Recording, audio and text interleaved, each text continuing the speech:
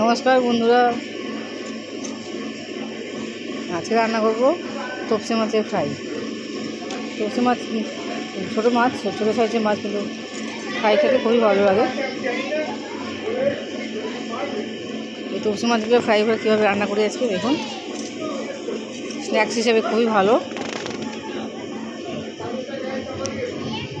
সন্ধ্যাবেলা স্ন্যাক্স হিসেবে তৈরি করবেন। প্রথমে তপসে নিয়ে নিয়েছি। তপসে মাছ বড়োই হয় না, এই সাইজে মাছটা হয়, একটু বেশি বড়ো হয় না। এবার মাছগুলোকে পরিষ্কার করে কেটে ধুয়ে নেবো। আচ্ছা, পরিষ্কার করে নিয়েছি। এবার গোটা গোটা মাছগুলোকেই ফ্রাই বানাবো। এই ফ্রাই বানাবার জন্য প্রথমে নিয়েছি কিছুটা ময়দার সঙ্গে কর্নফ্লাওয়ার মিশিয়ে নেবেন, বেশ খাস্তা ভালো তৈরি হবে। এবার হলুদ গুঁড়ো দিয়ে দিলাম। এক এক করে আমি দেখুন কী কী দিচ্ছি। এভাবে যদি রেসিপি রান্না করতে পারেন খুব মচমচে হবে, খাস্তার মতো হবে, খেতেও ভালো লাগবে। বেশি করে তেল দিতে হবে কড়াইতে, যেহেতু আমি পকোড়া হিসেবে তৈরি করবো। এবার লঙ্কাগুলো দিয়ে দিলাম। যদি সবই শুকনো, সামান্য পরিমাণ জল দিয়ে দিলাম। জল দিয়ে ভালো করে ব্যাটারটাকে ভালো করে মাখতে হবে। ভালো করে মেখে আরও দেবো আমি আদা রসুন সবই দেবো, নাহলে সেতে ভালো স্বাদ আসবে না। স্বাদ আনার জন্য আদা কষে নিয়েছি কিছুটা, রসুনও কষে নিয়েছি কিছুটা, সবই এর মধ্যে এক এক করে দিয়ে দেবো।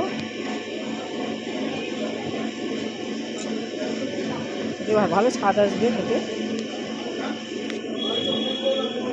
অল্প নিয়েছি পেঁয়াজ কুচি নিয়েছি, অল্প, বেশি দেবো না, পেঁয়াজটা অল্পই দেবো। দিয়ে সমস্ত ভালো করে মেখে দিচ্ছি। এর মধ্যে অল্প পরিমাণ নুন দিয়ে দেবো। নুন দিয়ে ভালো করে মেখে নেবো। ভালো করে বেশি জল পাতলা করে তৈরি করবেন না, একটু ঘন করে তৈরি করবেন, যাতে মাছগুলো বেশি ব্যাটারে ডুবে না যায়। তেলগুলো গরম হয়ে গেছে। এবার ডিপ ফ্রাই করে ভালো করে ভেজে নেব। এই ভাজা অবস্থা গরম গরমভাবে পরিবেশন করবেন, পরিবার সবাই খেয়ে আনন্দ পাবে। কোনো কাটাও লাগবে না, কিছু লাগবে না, মুখে দিলেই গলে যায়।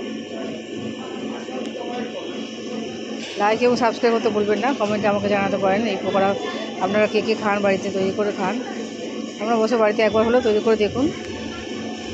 এই পকোড়াগুলো খেতে অপূর্ব লাগে। বিভিন্ন রকম সসের সাথে পরিবেশন করুন গরম গরম। বাড়িতে এসে একবার হলেও ট্রাই করে দেখুন। সহজেই বাজারে এইসব মাছ পাওয়া যায়। দেখুন সমস্ত মাছগুলো আমি এক এক করে ভেজে নিচ্ছি।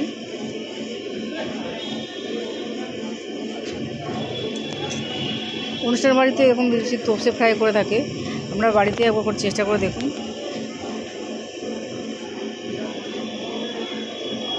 যদি অনুষ্ঠান বাড়িতে হয়ে থাকে আমরা বাড়িতে অবশ্যই বানাতে পারি।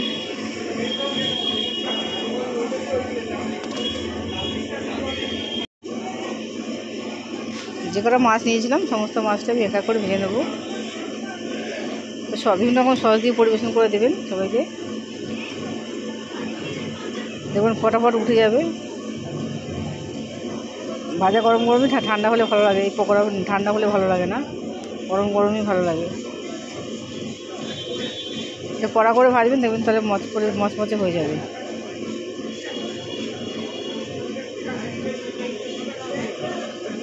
দেখুন এবং সমস্ত মাছগুলো আমি ভেজে নিয়েছি, রেডি হয়ে গেছে আমার। শেষে আমি নুন ছিঁড়ে দিলাম। বাড়িতে আমার নুন ছিল না, বিট নুন ছিল না। বাড়িতে আপনারা বিট নুন থাকলে বিট নুন ছিঁড়ে দেবেন, স্বাদ ভালো হবে। যদি চাট মশলা থাকে চাট মশলা দিয়ে দিতে পারেন, আরও ভালো লাগবে।